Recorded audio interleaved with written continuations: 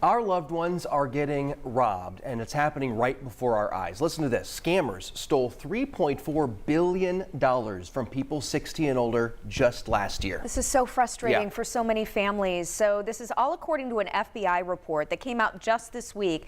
So Allison Gormly's here to tell us what's the deal with these scams. Yeah, just like we talk to our kids about stranger danger, we kind of have to talk to our parents, neighbors, and loved ones about stranger danger. So let's go over the top 3 reported scams according to the FBI.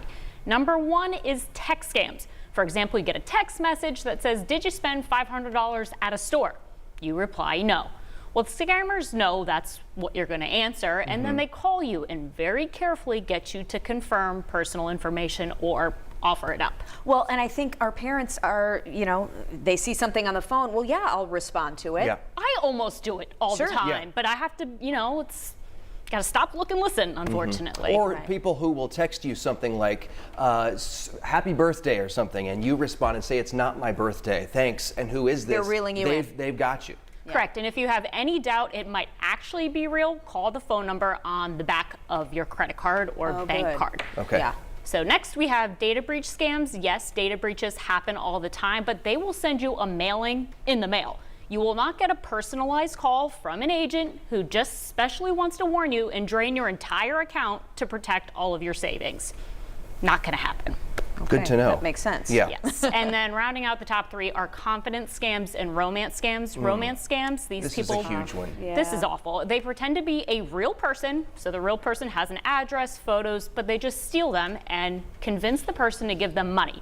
The confidence scam, which also pulls at the heartstrings, they call it the grandparent scam, but really anybody could be affected. Somebody is impersonating a loved one because you can very easily find relatives' names and numbers online, and they say they're in trouble and need money for bail.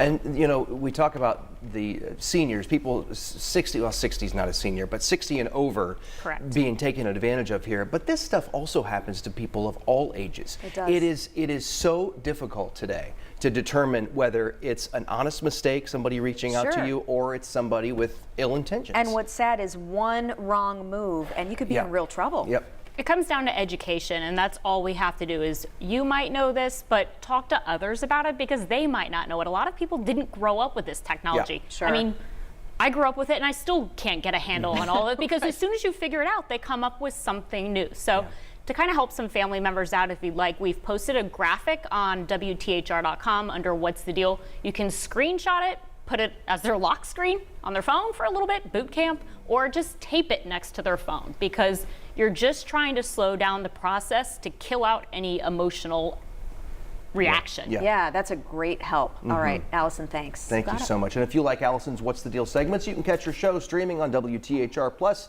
Download the app now on Roku, Fire Stick, and Apple TV.